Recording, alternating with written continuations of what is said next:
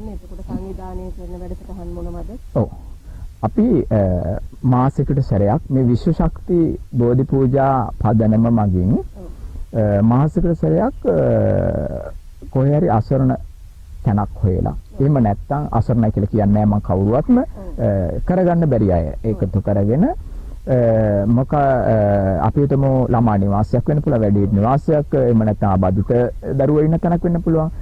ඒ වගේ තැන්වලට දාණය විශේෂයෙන්ම දාණය තමයි. දාණය සකස් කරලා මාසිකට සැරයක් අපි ඒ දාන කටයුත්ත සිදු කරනවා. ඊට අමතරව වාර්ෂිකව අපේ පින්කමක් තියෙනවා රුවන්වැලිසෑයේ ජයශ්‍රී බෝධිය අභියස හැම අගෝස්තු මාසේ 3 වෙනිදා සහ 4 වෙනිදා. එතෙන්දී පූජාව පවත්වන්නේ මම. ඒ පූජාවට අපි අටපිරිකර 40කට 50කට අධික ප්‍රමාණයක් ඒ වගේම නෙළුම් මල් ගියසරේ අපි 15000ක් එතකොට පහන් 15000ක් පත්තු කළා. රන් තැඹිලි පොල් වලින් සුවඳල් හාල් වලින් කිරි ආහාර පාත්‍ර 108ක් පූජා කරලා මේ වර්ෂය පුරාම සුවපත් වෙන පින්නතුන් ලංකාව පුරාම ඉන්න දායක පිරිස ඒක රාශි කරගෙන ගම්නියම් ගම් වලින් බොහෝ ගම් වලින් ඇවිල්ලා මේ පින්කමට සම්බන්ධ වෙන්නේ ඒගොල්ලන්ගේ තවත් තිබුණා නම් මොනවා හරි දෝෂ. මට මතකයි එක දායකාවගේ අවුරුදු ගණනාවක් හම්බ කරපු සියලු පඩිය වියදම් කරා එයාගේ අම්මා ආරුඩ වෙලා ඇඟට යක්ෂණියක් වෙලා හිටියා. ඒ වෙලාවේ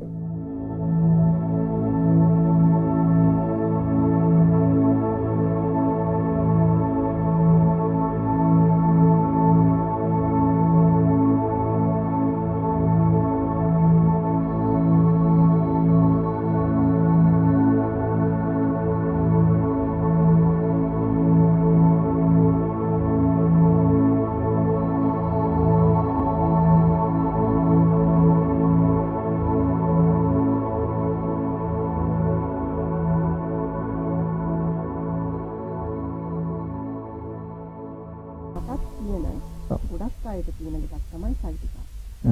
එතකොට මේ ලෙඩේ සනීප කරගන්න දැන් මම නම් ගොඩක් විශේෂඥ වෛද්‍යවරු ආයුර්වේද පාරම්පරික ආයුර්වේද විතරයි මේක මේ පාලනයක් විතරයි. සමහර ලෙඩ තියෙනවා සසරගෙන ආපු කර්ම. සසරගෙන ආපු කර්ම ගෙවන්න තමයි මේ මිනිස්සෙක් වෙලා මේ උත්පත්තිය ලබන්න නේද? අපි වෙන වෙන දේවල් කරලා වැඩක් නැහැ නේද? එතකොට අපි කරන්න ඕනේ මොකද්ද? අපි මේ සසර කරගත්තා වූ අකුසලයන් යටපත් වෙන කුසල් වර්ධනය කරගන්න ඕන. මම ඒකයි කියන්නේ කුසල් වර්ධනය කරගත්ත තැන තමයි ඔබතුමිය ඔය රෝගයේ සමහර විට මම මුලින්ම කිව්වේ ඔකේ ලෙඩේ තියෙන්නේ කයේ නෙවෙයි කියලා. ඔය මනසේ තියෙන රෝගය එළියට එන්නේ ඔය එක එක ඉන්ද්‍රියන් වල. එක එක මේ කොටස් වලින් ඇඟේ තියෙන. ඔක තමයි සරල කාරණේ. නිකම් මෙහෙම හිතන්නකෝ. මට තියෙනවා ඔළුවේ කැක්කුමක්. මම උදේ නැගිටින්න කලින් මේ පෘථුවියේ මගේ දෙපතුල් ස්පර්ශ කරන්න කලින් මම අදිෂ්ඨාන කරනවා මම හැබැයි හරි වෙන්න ඕන. මම සත්‍ය ක්‍රියාවක් කරන්න මම එක ප්‍රතිපත්තියක් හරි රකින්න ඕන. ඒ ප්‍රතිපත්තිය රැක්කා ඒකේ ආනිසංස බලයෙන් ආනුභාව බලයෙන් මගේ මෙන්න මේ ඔළුවේ කැක්කුම සුවපත් වෙන්න කියලා දවස් කීපයක් නැගිටින්න බලන්න. ඔබතුමීට සනීප වෙන්නද? මේ විශ්වයටයි අපි කතා කරන්නේ. හැමතිස්සෙම විශ්වයට කතා කරලා විශ්වයට ආශිර්වාද දෙන විශ්වයට ස්තුති කරන්න. ඔය මගේ ගොඩක් වෙලාවට වීඩියෝස් වල ඕගොල්ලෝ බලන්න 4:4:4. ඔව් ඒ වගේ. ඇයි මේ විශ්වයේ වෙලාවල් ඒව තියෙන්නේ. 11:11 1:1 ඒ වගේ වෙලාවට තමයි ගොඩක් වීඩියෝස් මගේ වැටලා තියෙන්නේ. ඇයි විශ්වයේ ඒ ආකර්ෂණ වෙලාව මට ලින්ක් වෙනවා හැම මොහොතෙම. ඉතින් ඒක විශ්වයේ ගණුද සරල කාරණේ තමයි අපි පහුගිය දවස්වල දානයක් දුන්නා. ඒ දාණය දුන්න වෙලාවේ මීට කලින් අපි සහල් බෙදා දීමක් කළා. ඒ දුප්පත් ගමකට ගිහිල්ලා ඒකෙදිත් මට ඒ කාරණා මම කියන්නේ ඒ කමෙන්ට් එකක තිබුණා හාල් බෙදලා දෙනකොට ඒ දුප්පත් මිනිස්සයාගේ ෆොටෝ එක අරගෙන අපි WhatsApp ජාලය හරහා දැම්මහම පිටරට ඉන්න හොඳට සල්ලි තියෙන මහත්තයෙක් මට එවනවා ඔය මිනිස්සයාගේ චරිතය ඝාතනය කරන්න එපා මූණ පෙන්නලා කියලා. එයාට පේන්නේ නැහැ. එයාගේ ඇතුලේ තියෙන බඩගින්න, ඒ දරුවගේ බඩගින්න පේන්නේ නැහැ. එයාට කෝටි ගණන් සල්ලි තිබ්බට අර මූණ තමයි එයා දැක්කේ. මේ කරන හැම දෙයකම වැරද්ද විතරයි මිනිස්සු දකින්නේ. හරි දේ දකින්නේ නැහැ. හැබැයි මං ඒ මහත්තයාට කියලා යවුවා. මහත්තයාට පුළුවන් නම් වෙන මුකුත් කරන්න එපා. ඒ මහත්තයාට අවුරුද්දකට කන්න කැම ටිකක් ගෙනලා දාන්න කිව්වා. සරලම කාරණාව. ඔබතුමාට ඒ කියන්නේ දැන් සාමාන්‍යයෙන් අද ලෝක පුරුදු වෙලා තියෙනවා චූටි දේවල් දෙනවා. මම අනන්තවත් දැකලා තියෙනවා, රූපాయනේ දැකලා තියෙනවා, වෙන ගුවන් විදුලිය අහලා තියෙනවා. පොඩි දෙයක් දෙනවා ගිහිල්ලා කාට හරි මෙන්න ඔබතුමා මෙන්න මගෙන් ටැග් මෙතන රුපියල් 1000ක්. හැබැයි ඔය 1000 ලොකු ප්‍රමාණයකට ඒක ව්‍යාප්ත කරලා ටීවී ප්‍රෝග්‍රෑම් වලට දානවා. ඔබතුමීට මම මෙහෙම කියන්නම්කෝ. ඔබතුමා ඔය කරන කර්තව්‍යනොත් ඒ ප්‍රසිද්ධිය උදසාම කරන දෙයක් නෙමෙයි කියලා ඔබතුමා මට දැන් පැහැදිලි කරා. ඔව් එතකොට ඔබතුමා කරන්නේ හුදෙක්ම මිනිස්සුන්ගේ සුවසෙත සඳහාම පමණයි. මම මේක කලින් ව්‍යාපාරික ශාස්ත්‍රයේ තමයි හිටියේ. මට මම මේ ව්‍යාපාර කරාම ඒකේ මුදල් ලැබෙනකොට මගේ ගෙදර වියදමට මම අරගෙන අම්මලාට අප්පච්චිලාට අවශ්‍ය ඒ ටිකත් අරගෙන ඉතුරු වෙන මුදල් වලින් මම කළේ මගේ account පුරවලා නැහැ. කිසිම තැනක account එකක් පුරවගෙන තිබුණේ නැහැ. ඇත්තටම මම කළේ මට ලැබෙන මුදල මම මුදල් එකතු කරනට වැඩිය සතුටු වෙනවා. තව මිනිහෙක් මගේ අතින් හම්බ කරපු මුදල් වලින් ජීවත් වෙනවා දකින්න. එහෙම නැත්නම් අධ්‍යාපනයේ දකින්න මම හරියට ලක්ෂ මං හිතන්නේ 10කට 15කට 20කට වැඩිය මට ප්‍රමාණ මතක නැහැ. මම මේ දරුවන් උදෙසා පොත්පත් විවිධාකාර බඩු බාහිර ආදී බහන්න දීලා සමහර අයට රුපියල් 10-15000ක් දීලා කියනවා. මේ 10-15000ක් දීලා කියනවා මම ඔයා පුළුවන් නම් මෙන්න මේකෙන් ඔයා මෙන්න මේ චූටි ව්‍යාපාරේ පටන් ගන්න. එයාට දෙන්නේ සමහර දරුවෝ මට මතකයි කාර් තියාගෙන ඉන්න දරුවෝ මම පාරට දැම්මා. පාරට දැම්ම කියන මෙන්න හියා කන දැම්ම නෙවෙයි. එයාට කිව්වා මෙන්න මේකෙන් ඔයා ගොඩ නැගින්න පාරේ මේ ටික තියාගෙන ඔයා විකුණන්න පළවෙනියෙන්ම.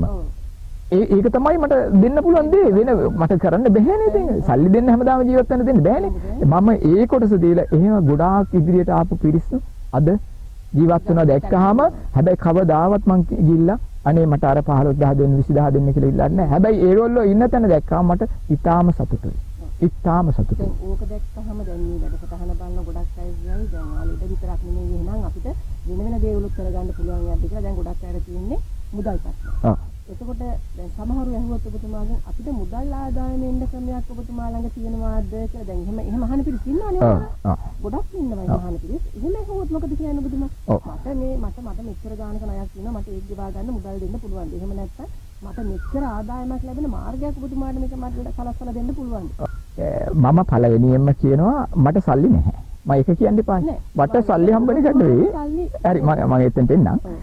මට සල්ලි නැහැ. මට සල්ලි දෙන්න පුළුවන් කම නැහැ. හැබැයි මට කවුරු හරි දුන්නොත් මට මගේ මේ කියන්නේ ජීවන රටාවට අවශ්‍ය ප්‍රමාණය තියාගෙන මම ඒක දන් දෙන එක තමයි කරන්නේ. මිනිස්සු දන්නවා සමහර දරුවෝ මට දායකයෝ මට කියලා තියෙනවා මේ කරදරේ මට තියෙනවා සර් මොකක් හරි කරලා දෙන්න පුළුවන්ද කියලා.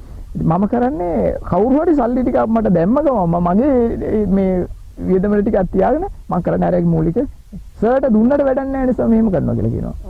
මම ඕක තියාගෙන මොනව කරන්නද? අර මිනිස්සයා සමහරට දරුවොත් එක්ක ජීවත් වෙන්න බැරුව ඒක ඉන්නන්නේ. සමහරට ඒ රෝගයෙන් සමහරට අද මං කලේ නැත්තම් එයා මැරෙනවා හිත වෙනකොට. මං ඒ ජීවිතේ බේරගත්තේ නෙවෙයි මං ඉතින්දි කරන්නේ. මං අන්නේ ඒ වගේ වැඩක් තමයි. දැන් මට කොහෙන් හරි මගේ අවශ්‍යතාවය අනුව කොහෙන් හෝ දායකයෙක් හෝ මොන ක්‍රමෙන් හෝ මට මුදලක් කොහෙන් හරි ලැබෙනවා. ඒක තමයි මට විශ්වය දීලා තියෙන. ඇත්තට මම සමහරවිට කල්පනා කරනවා මම දැන් මේ අවුරුදු 5ක් 6ක් තිස්සේ මම රස්සාවකුත් කරන්නේ නැතුව මං කොහොමද ජීවත් වෙන්නේ කියලා මම කල්පනා කරනවා. මං ගෙදර යන්නේ නැහැ. මම අම්මයි අප්පච්චි ආදායම් තියෙන ඒගොල්ලෝ දවස් ගානේ ආදන්නේ මං ඒව ගන්න යන්නේ. මං කොහොමද? හැබැයි මට එහෙම හිතන මොහොතේදී මොකක් හෝ ක්‍රම වේදකින් මුදලක් මට ලැබෙනවා.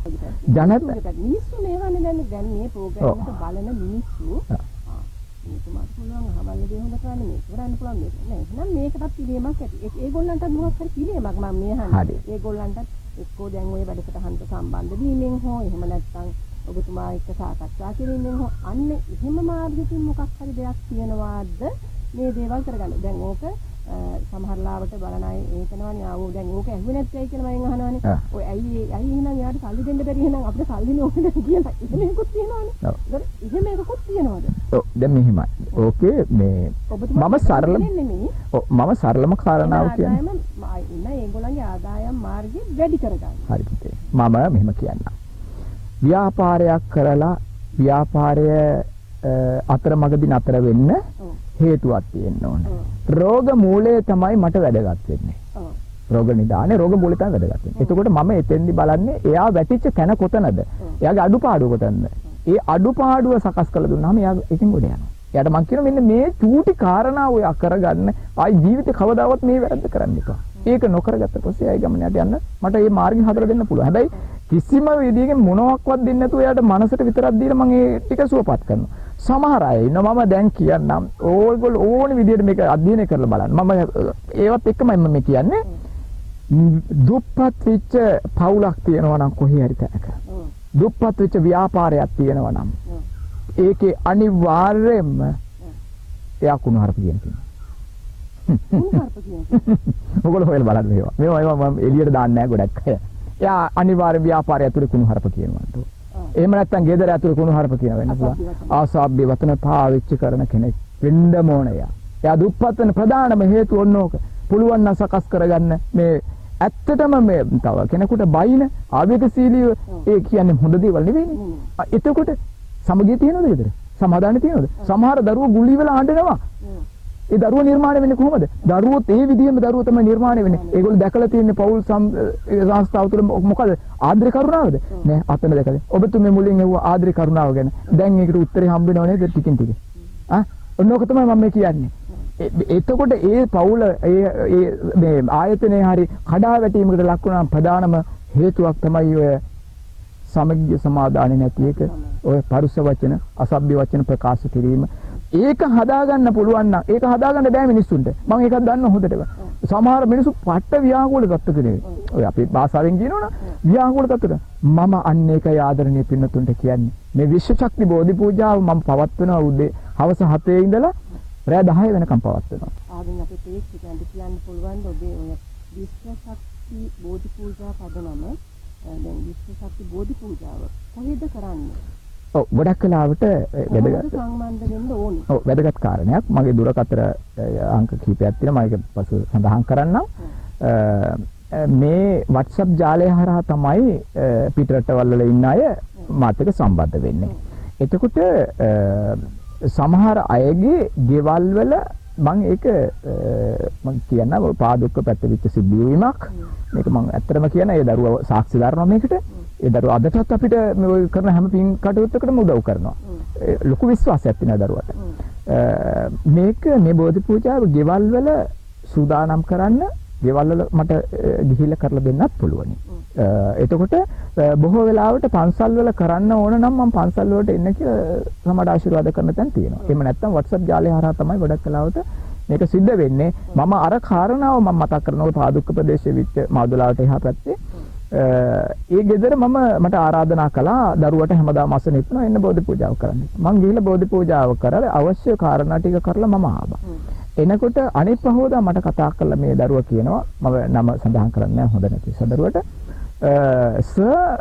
ඊයේ රෑ එහා පැත්තේ ගෙදර ඉන්නේ ඒ විස්තරෙත් මම කියන්නේ එහා පැත්තේ ගෙදර ඉන්න මහත්තයා මට කතා කරලා කිව්වා ඕගොල්ලෝගේ ගෙදර හිටපු යකා අපේ ගෙදරට ඇවිල්ලා ඕගොල්ලෝගේ ගෙදර බෝධි පූජාවක් නෙවෙයි කළේ ඕගොල්ලෝ ගෙදර කළේ තොইলයක් කරලා අපේ ගෙදරට යකා වේවපේක ඕගොල්ලෝ ගෙදර හිටපු යකාව කියලා. මේගොල්ලෝ මට පස්සේ කියන්නේ මේගොල්ලොත් එකට ඡායාව ඇවිදලා තියෙනවා ගේ ඇතුලේ. අමනුෂ්‍ය බලවේගයේ ගේ ඇතුලේ ඇවිදලා තියෙනවා. මේ බුද්ධ බලයෙන් පිරිත ආනුභාවයෙන් මේ සියලුම අමනුෂ්‍යයන් ගෙදරින් එළියට ඇවිල්ලා තියෙනවා. අර බෝධි පූජාව ගෙදර කරාට පස්සේ. ඒ යන්න එන්න ඔබතුමාට දැන් කවුරු හරි කතා කරනවා දුර ඈත පළාතක. ඒ සඳහා මුදලක් අය කරනවද? ඒක මෙහෙමයි. ඔය විශ්වක්ති බෝධි පූජා පදනමෙන් යම්කිසි මුදලක් ඒක තීරණය කරලා තිබුණා. දැන් ගොඩක් අයට කරන වැඩත් එක්ක ගිහිල්ලා ගෙදර බෝධි පූජාව තියලා එළියට එනකොට මට මතකයි නුවර ප්‍රදේශයේ ගිහිල්ලා එයාව ඔය වැටෙනවා ඊට කලින් දවසේ වැටුනහම දෙන්නේ කල්ල දෙපැත්තෙන් බෝධි පූජාවට වාඩි කරවනවා. වාඩි කරවලා බෝධි පූජාව අවසන් වෙනකොට මෙයා දන්නෙත් නෑ මෙයා නැගිටලා දුවනවා. මේ ඒ නෝනා නැගිටලා දුවනවා එයා දන්නේ නැහැ කුසියට දුවනවා. ඉතින් ඒ අර පැය කීපයක් ඇතුළතනේ. ඒ කියන්නේ පැයක් හෝ දෙකක් ඇතුළතනේ වෙන්නේ. එතකොට මේකේ ශක්තියක් තියෙනවද බලයක් තියෙනවද නැද්ද කියන එක ඒගොල්ලෝ ගොඩක් අය දන්නවා. ඔව් ඒගොල්ලෝ දන්නවා ගොඩක් අය. ඔව්. ඒකකට මට දැනගන්න පුළුවන් ඒකට අන්තිම මේ අපේ සාකච්ඡාවේ අන්තිම හරියට දැන් තියෙනවනේ. එතකොට කාල වේලාවක් එක්ක ඔබතුමාව ලෙඩකද සම්බන්ධ කරගන්න කොයි හරි ප්‍රදේශයක ඉන්න කෙනෙක් ඔබතුමාව සම්බන්ධ කරගන්නේ කොහොමද? ඔබතුමාට කාර්යාලයක් තියෙනවද? කොහෙද ඒක තියෙන්නේ? එතෙන්ට එන්න පුළුවන්ද? එහෙම නැත්නම් ඔබතුමාව සම්බන්ධ කරගන්නේ කොහොමද? ඔව් ගොඩක් වෙලාවට කාර්යාලයට එන්න පුළුවන් ප්‍රශ්නයක් නැහැ. නමුත් කාර්යාලේ ගොඩක් වෙලාවට මම රැඳෙන්නේ නැහැ. මොකද හේතුව තමයි සමහර වෙලාවට මම වෙනත් ප්‍රදේශයකට ගිහිල්ලා හිටියොත් එහෙම නැත්නම් ඔය ලෙඩක් බලන්න සමහර වෙලාවට මම කියනවා මම අහවල් තැනට එන්නම් මේ වෙලාවට කියලා. ඒ අතරතුරේදී හදිසි ලෙඩෙක් ඇවිල්ලා කියනවා මට මෙන්න මේක වෙලා තියෙනවා. මේ එහෙම නැත්නම් කො දුරකථනයෙන් කතා කරලා කියනවා මට ලෙඩක් තියෙනවා මෙහෙමයි කියලා කියනවා. එතකොට මම ඒකට ක්‍රියාත්මක වෙනකොට සමහර ලාවට අතට යන එක ප්‍රමාදයක් වෙන්න පුළුවන්. බොහෝ වෙලාවට ප්‍රමාදයක් වෙන්න පුළුවන්. එතකොට ගොඩක් වෙලාවට කාර්යාලයේ රැඳෙන වෙලාව අඩුයි. එහෙනම් ඔබතුමාව සම්බන්ධ වෙන්න ඕනේ දුරකථනයෙන්. දුරකථනය හරහා සම්බන්ධ වෙන්න පුළුවන්. ඒක ගැන දැනගන්න දුරකථන අංක මතක් කිරීමක් කරමු. ඔව් පුළුවන්. 0.73යි 65යි 74යි 40 කියන දුරකථන අංකය තියෙනවා. 0.73යි 65යි 74යි 40 කියන දුරකථන අංකයට අමතලා ඊට පස්සේ මම අංකයක් දුරකථන අංකයක් දෙන්නම් අපේ දායක පිරිසගේ ඒ ජාලයට සම්බන්ධ වෙන අයද ඒ අවශ්‍ය දේවල් ටික එතනින් හැට මම මේ සම්බන්ධ වුණාම මේ නම් දුරකථන අංකයට කතා කරලා සම්බන්ධ වුණාම ඔබතුමා කාලය වෙලාවක් දෙනවා මේ දවසට එන්න මෙහෙමයි කියලා නෑ මම ගොඩක් වෙලාවට මේ සමහර මගේ අවසානයේදී ඒ කාරණා මම සඳහන් කරන්නම් ගොඩක් වෙලාවට අමනුෂ්‍ය බලවේග තියෙන අයගේ අපි වෙලාවක් දීලා කාලය දීලා වැඩ කරනකොට මේක අත්‍තර අපි කපමාතුරුම දන්න ගොඩක් අය ඒ සිද්ධ කරන්න දෙන්නේ නැතුව බාධාවක් නැති වෙනවා. ඒ නිසා මම සමහර දරුවන්ට කියනවා මම දැන් එනවා මේ මොහොතේ ඔයා සූදානම් වෙන්න කියලා. මම හැමතිස්සෙම කියලා කියන්නේ මිනිසුන්ට මේ නිවස පිරිසිදු තියාගන්න. නිවස පිරිසිදු තිබුණොත් තමයි අපිට මේ වැඩ පහසු වෙන්න පුළුවන් කියලා. ඉතින් මම මිනිසුන්ට මට කතා කරපුවා කියන්නේ ඔයසලම නිවස පිරිසිදු කරලා තියාගන්න. මම දවසක් වෙලාවක් කියන ඒ වෙලාවට මම එනකොට ඔයා සූදානම් වෙන්න. මේ අතුරු ප්‍රශ්නයක්. දැන් නිවස පිරිසිදු කරන්න කියනකොට මමත් විශ්වාසයක් එක්ක ගණන් කරනවා. ඒ දේවල් අදහනවා. එතකොට කියනවා ලුණු වතුරෙන් ගේ පිරිසිදු කරන්න කියලා. ඔව්. ඒතකොට ඒකේ මොකද්ද තියෙන සත්‍යතාවයේ ලුණු වතුර කියනහම දැන් සාමාන්‍ය ඉස්සර අපේ අත්තම්මලා නම් කියන්නේ ලුණු කියන්නේ දියදෙන දෙයක්. ලුණු කියන්නේ අපි සාමාන්‍ය දියදෙන දෙයක් නේ. ඒතකොට ඒ දියදෙන දෙයෙන් ගේ පිරිසිදු කරන්න කියලා කියනවා. ඒක තවත් දෙයක් කියනවා. ওই විශ්ව ශක්තිය වෙන කියනවා විශ්වයත් ගන්නු කරනකොට ලුණු බඳුන් තියන්න කියලා තියෙනවා. ගේ දැන් කාමර පහක් තියෙනවා නම් පහේ ලුණු බඳුන් පහක් තියන්න කියලා කියනවා. එහෙම නැත්නම් කියනවා Taman ඉඳලා ඇඳයට මුදල් අගහිකට ආවයක් આવොත් මම දැකලා තියෙනවා වීඩියෝස් දාලා තියෙනවා සමහරු. මුදල් අගහින්ට ආවයක් આવොත් ලුණු බඳුනක් ඇඳ යටින් තියන්න ගෙයි ගෙඩියකුත් එක්ක තියෙනවා. තව සමහරු කියනවා කුස්සියේ යම් කිසි තැනක ලුණු බඳුනක් තියන්න. එහෙම නැත්නම් සාලේ එක බඳුනක් තියන්න. ඔය වගේ දේවල් තියෙනවනේ. මේ දේවල් වල සත්‍යතාවය මම සරලව මෙහෙම කියන්නම්කෝ. ලුණු කියන්නේ ඇත්තටම මිනිසුන්ගේ ශරීරයට අවශ්‍ය කොටසක් කියන එක අපි දන්නවා. මේ ලුණු වලින් විශේෂයෙන්ම මේ ශක්තියින් අපිට ලබා ගන්න පුළුවන් කාරණාවක්. මොකද මම තනි දෙවි කෙනෙකුට මම ආශිර්වාද කරන්නේ නැහැ, පින් දෙන්නේ නැහැ. සියලුම 33 කෝටියක් දෙවියන්ට පින් දෙනකොට අපිට දේවාකර්ෂණයක් ලැබෙන්නේ නැත්නම් කතාව කිව්වොත් මේ මම එක දරුවෙක් මම ඒක අවසානයේ සඳහන් කරන්න මේ පානදුරේ දරුවෙක් එයා මැරෙන්න අත්හැරලා හිටපු දරුවෙක් ඒ දරුවව සුවපත් කරන්නේ තාත්තට සිද්ධ වුණා මුහුදට බැහැලා විනාඩි 45ක් ඔය ලුණු සම්බන්ධ කියන දෙයයන්ට මේ දෙයයන්ගේ ඉල්ලන්න. ඉල්ලා ඇත්තට මේ දරුවා දැන් අවුරුදු 3ක් වෙනවා. දරුවා සුවසේ දැන් දරුවා ඉන්නවා. මේ ලුණු වල අපිට නොපෙනුනාට ලොකු බලයක් තියෙනවා සහ ඒ දෙවියන් උදෙසා මේ ලුණු පූජා කරනවා. ඉතින් ඒ ආකර්ෂණය ගන්න මම මෙහෙම කියන්නකො ඔබතුමියට ඇයි අම්මා මුල් කාලේ කරාබු දෙක දැම්මේ? ඒකත් ඔය දේවාකර්ෂණය ගන්න පුළුවන් එක ක්‍රමයක් තමයි. ඒකයි ගැහණු අයගේ ඔය මූණ ඔය විදිහට තියෙන්නේ. ලස්සන වෙලා තියෙන්නේ. කොච්චර කළු කෙනෙක් වුණත් එයාගේ පෙනුමේ වෙනසක් ඇවිල්ලා තියෙන්නේ ඔන්න ඔය හේතුව නිසා. ඒක ආකර්ෂණ ශක්තිය ගමන් කරන එක මාධ්‍ය ක්‍රමයක් තමයි ඔය ලුණු කියලා කියන්නේ. ඕක විවිධාකාරී අර්ථකථනයන් සිද්ධ වෙනවා. ඒ කියන්නේ මේකෙන් එහෙම වෙනවා මෙහෙම වෙනවා දෙහිගෙඩියෙන් එහෙම වෙනවා කියලා අර්ථකථන සිද්ධ කරන්න පුළුවන්.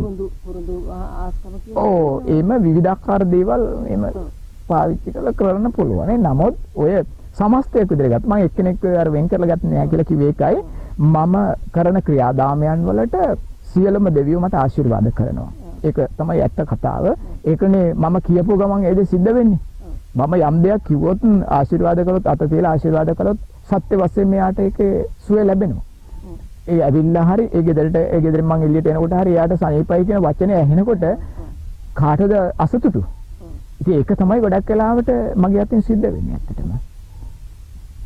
අද මේ සාකච්ඡාව අවසාන වශයෙන් ඔබතුමාට මොනවද කියන්න තියෙන්නේ? ඔව්. ලෝකවාසී සෑම සිළු දෙනාට මට සඳහන් කරන්න තියෙන්නේ ගොඩක් වෙලාවට මිත්‍යා දෘෂ්ටික වෙන්නට එපා. ඒක තමයි ප්‍රධානම කාරණාව.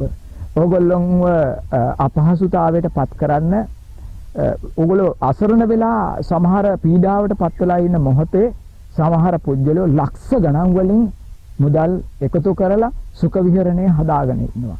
මේවා මේ විශ්වයට ගැලපෙන්නේ නැහැ. මේවා කොයි වෙලාවෙ හරි කොයි මොහොතේ හරි යන්න සිද්ධ වුණාම සමහර ලාවට අපේ ජීවිත වලින් සමහරට වන්දි ගවන්න වෙනවා. ඒ නිසා ලෝකවාසී සියලු දෙනාටම මේ විශ්වයේ ශක්තියෙන් මිනිසුන්ට මේ ධර්මය අවබෝධ වෙන්න ඕන.